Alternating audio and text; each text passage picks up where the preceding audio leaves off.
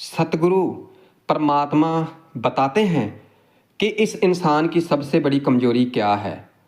साथ संगत जी, हम इंसानों की सबसे बड़ी कमजोरी क्या है? हम क्यों अपने आप को इतना कमज़ोर महसूस करते हैं?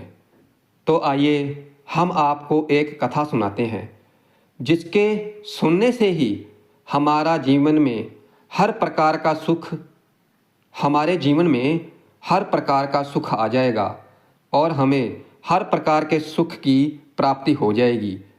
क्योंकि अगर हम इंसान समझ सकते हैं तो केवल इन कथाओं के द्वारा ही सीख सकते हैं और समझ सकते हैं।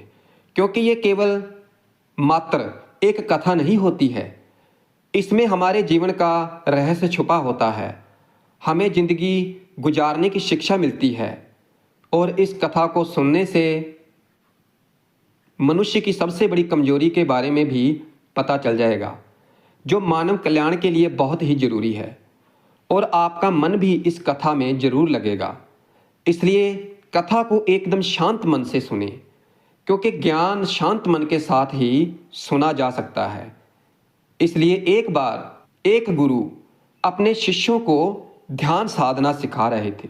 तो उन्हीं शिष्यों में एक शिष्य बोला कि सतगुरु जी, आप जो समझा रहे हैं तो मैं उसे सही तरह से समझ नहीं पा रहा हूँ, तो क्या मैं आपसे कुछ पूछ सकता हूँ?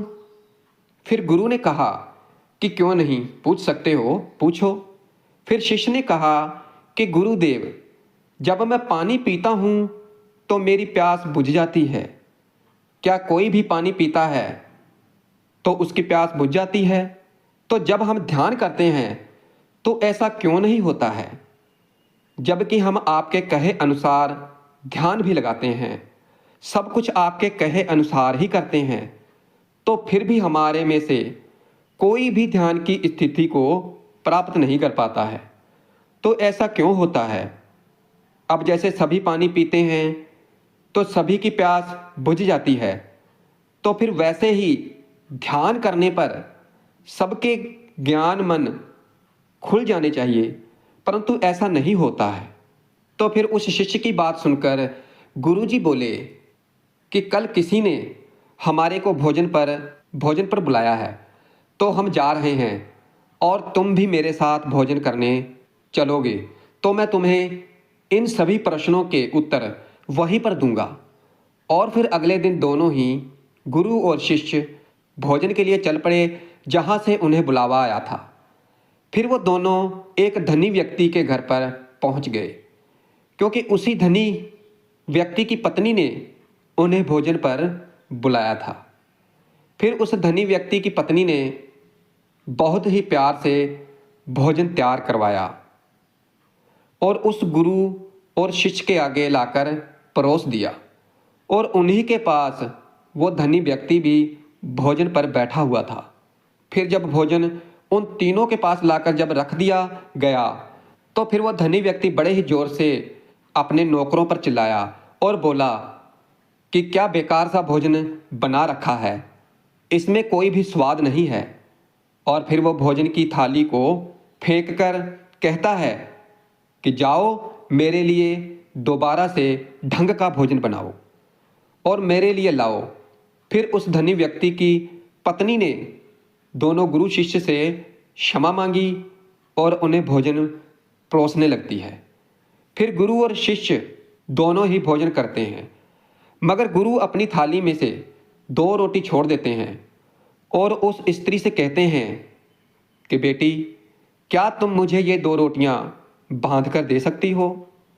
फिर वो स्त्री उन 2 रोटियों को बांधकर उस गुरु को दे देती है। और फिर उसके बाद वो दोनों गुरु शिष्य वहाँ से चले जाते हैं। और फिर जब वो रास्ते में चल रहे थे तो फिर गुरु ने शिष्य से पूछा कि तुम्हें भोजन कैसा लगा? फिर शिष्य बोला कि गुरुदेव, भोजन तो बहुत ही स्वादिष्ट था, मुझे तो बहुत ही अच्छा लगा। गुरु ने फिर पूछा, क्या तुम्हें इससे अधिक और कुछ नहीं लगा? फिर शिष्य बोला कि इससे अच्छा और क्या लग सकता है गुरुदेव, क्योंकि मेरी भूख मिट गई और मेरा पेट भी भर गया। फिर गुरु कहने लगे कि जब भोजन इतना अच्छा था, स्वादिष्ट था, मगर फिर भी उस स्त्री के पति को भोजन पसंद क्यों नहीं आया? क्योंकि भोजन तो अच्छा बनाया गया था और भोजन एक ही था, मगर उस धनी व्यक्ति को भोजन पसंद क्यों नहीं आया? फिर शिष्य बोला कि आप ठीक ही कह रहे हैं गुरुदेव, क्योंकि मैं तो कुछ समझ ही नहीं पा रहा हूँ, आप ही मुझे कुछ बताएं। फिर गुरु बोले कि अभी तो तुम मेरे साथ आगे चलते रहो। और फिर गुरु शिष्य चलते चलते बहुत ही दूर निकल आए। फिर शिष्य ने गुरु से कहा कि गुरुदेव, हम अपने आश्रम के मार्ग पर तो नहीं हैं, तो फिर हम कहाँ जा रहे हैं? फिर गुरु बोले, बस चलते रहो। और फिर थोड़ा और दूर चलने के बाद उन्होंने एक बूढ़े व्यक्ति को देखा जिसके कपड़े भी फटे हुए थे। तो वो अचानक से गुरु के सामने आ गया और फिर उनके चरणों में गिर गया और बोला कि हे महात्मा जी, मेरी मदद करो, क्योंकि मैं 3 दिन से भूखा हूँ। मैंने 3 दिन से कुछ भी नहीं खाया है, तो आप कृपा करके मुझे कुछ खाने के लिए दे दें। और फिर गुरु ने उस आदमी को एक पेड़ के नीचे बिठाया और फिर उन्हीं 2 रोटियों को निकाल करके उस व्यक्ति को दे दी जो कि उस स्त्री ने उसे दी थी। और फिर उन 2 रोटियों को देखते ही उस गरीब व्यक्ति की आंखों में चमक आ गई और फिर उसने तुरंत उन 2 रोटियों को खा लिया।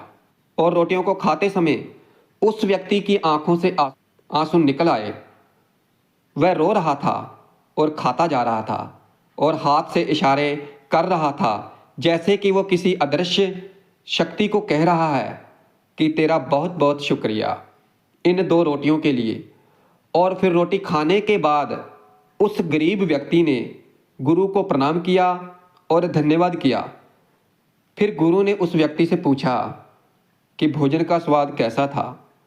फिर वह गरीब व्यक्ति बोला कि स्वाद तो कहीं था ही नहीं, ये तो केवल जीवन था जिसने मुझे नई जिंदगी दी थी, क्योंकि ये रोटियां नहीं थी, ये तो साक्षात जीवन था। और फिर इतना कहकर वो व्यक्ति वहाँ से चला जाता है। और फिर गुरु ने शिष्य से कहा कि देखो, भोजन वही था जो तुमने खाया था, जो मैंने खाया था, मगर उस व्यक्ति को स्वाद ही नहीं आ रहा था। तुम्हें इसमें स्वाद आया और तुम्हें यह भोजन पसंद आया, और इसमें उस व्यक्ति को केवल स्वाद ही नहीं, इसमें इस व्यक्ति को ईश्वर परमेश्वर जीवन को देखा है। और इससे पता चलता है कि व्यक्ति और भोजन की तृप्ति में भी अंतर है। उस धनी व्यक्ति को इसमें कोई तृप्ति नहीं हो रही थी और तुम्हें सारी तृप्ति हो रही थी, और इस गरीब व्यक्ति को भी आनंद तृप्ति हो रही थी। और बिल्कुल ऐसा ही ध्यान के संबंध में होता है, क्योंकि जिसको जितनी ज़्यादा प्यास होती है तो वो उतनी ही जल्दी मार्ग बना लेता है। उस शिष्य की जिज्ञासा का समाधान हो गया था, उसके प्रश्नों का उत्तर उसे मिल गया था, मगर उसके एक प्रश्न का उत्तर नहीं मिल पा रहा था। और प्रश्न था कि मन क्यों नहीं लगता है? जो लग जाए वह मन नहीं है, क्योंकि मन का स्वभाव ही है इधर उधर भटकना और दौड़ना। क्योंकि जब हमारे पास कोई चीज़ अति अधिक होती है तो फिर मन उस चीज़ से भागने लगता है, जैसे कि उस धनी व्यक्ति का मन था जो कि उस भोजन से भगा रहा था, जो उसके लिए एक आम बात थी। मगर जब कोई चीज़ हमारे पास सीमित मात्रा में होती है और वो हमें मिल भी जाती है, तब हमारा मन उसमें जुड़ा रहता है और हम उस चीज़ की कदर भी करते हैं। जैसे तुम्हारा मन जो उस भोजन से थोड़ा बहुत जुड़ा हुआ था, इसलिए तुमने उस भोजन के स्वाद को भी जाना। जब हमें कोई चीज़ चाहिए होती है और वह हमारे पास नहीं होती, तो पहले हमारा मन उस चीज़ के लिए बहुत ललाहित रहता है और वो हर हाल में उसे पाना चाहता है। मगर जब कोई चीज़ प्राणों से जुड़ी होती है, जैसे कि वह 2 रोटियां, और जब बात प्राणों पर आ जाती है तो फिर मन गायब हो जाता है और फिर हम स्वाद नहीं देखते हैं, भोजन का प्रकार नहीं देखते हैं, तब केवल हमें भूख मिटाने के लिए भोजन चाहिए होता है और तब हम एकाग्र हो जाते हैं भोजन के लिए, और फिर जो मिले उसी में आपको आनंद मिल जाता है। फिर चाहे भोजन में स्वाद हो या ना हो, फिर भी हमारे प्राण उसे अंतर में स्वीकार कर लेते हैं। और ये तब होता है जब मन नहीं होता। हम अपने मन को लगाने की बहुत कोशिश करते हैं, हम इसे पढ़ाई में लगाने की कोशिश करते हैं, कुछ काम में लगाने की कोशिश करते हैं, मगर आपने देखा ही होगा कि मन कहीं नहीं लगता और ये लग भी नहीं सकता, क्योंकि इसका काम किसी चीज़ में लगना है ही नहीं, बल्कि इसका काम तो है कि आपको भगाना इधर से उधर।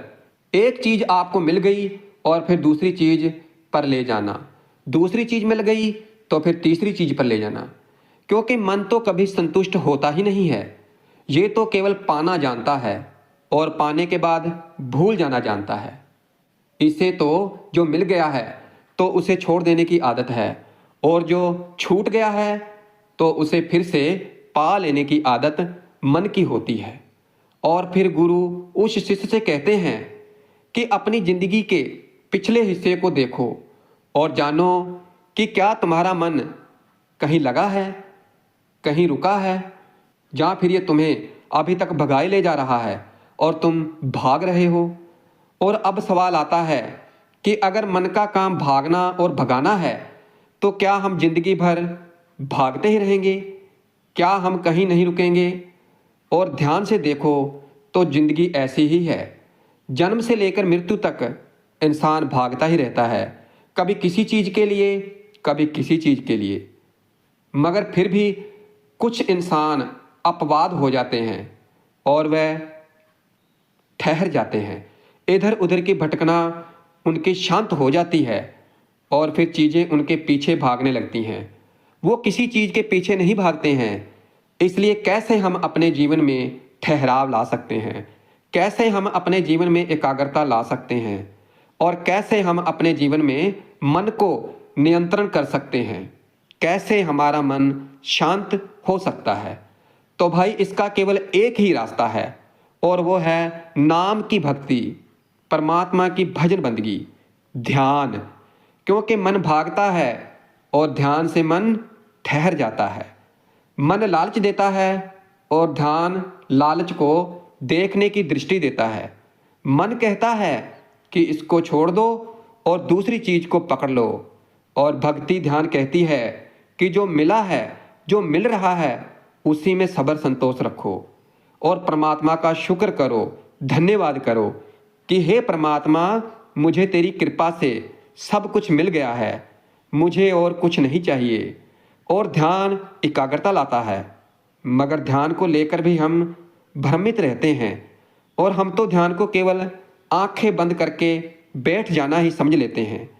जैसे एक छोटी बच्ची एक बहुत अच्छी बांसुरी बजाती है और जब बजाती है तो उसके सुर में खो जाती है, उसकी आवाज़ में खो जाती है, तब उसका मन गायब हो जाता है, क्योंकि उसकी आत्मा उस बांसुरी की धुन में ही खो जाती है और फिर वही ध्यान बन जाता है। और ऐसा इसलिए होता है क्योंकि उस बांसुरी में उस लड़की को रस आता है, आनंद आता है, और यही उसका स्वभाव है। वह वही करती है जो वह कर सकती है, जिसमें उसको आनंद आता है। जैसे एक अध्यापक है, जब वो अपने छात्रों को पढ़ाता है तो उसमें खो जाता है, उसे पूरी आत्मा से पढ़ाने में आनंद लेता है, उसमें उसकी रुचि होती है। जब वह पढ़ा रहा होता है तो उस समय उसके मन में कोई हलचल नहीं होती और यही उसका ध्यान होता है। मगर जब व्यक्ति कुछ करने लगता है तो उसका मन हावी होने लगता है और एकाग्रता टूट जाती है और फिर हम भागते रहते हैं, सब कुछ पा भी लेते हैं, मगर फिर भी सोचते रहते हैं कि कुछ पाने वाला रह गया है, और फिर उसका ये अधूरापन कभी भी पूरा नहीं होता। ये अधूरापन केवल उसी का पूरा होता है, यानी मन केवल उसी का शांत हो सकता है जिसके अंदर एकाग्रता आ जाती है, और यही ध्यान है। और कहा जाता है आपको एकाग्रता मिल जाए और फिर समझ जाए कि वही आपके लिए बना है जिस पर चलकर आप संपूर्ण हो सकते हैं। और फिर उस शिष्य को मन की बातें समझ में आ गई और फिर गुरु और शिष्य दोनों अपने आश्रम की तरफ चले जाते हैं। इसलिए मनुष्य की सबसे बड़ी कमजोरी उसका खुद का मन ही होता है, मगर जो इस मन पर काबू पा लेता है तो वही बहादुर है, वही सूरमा है।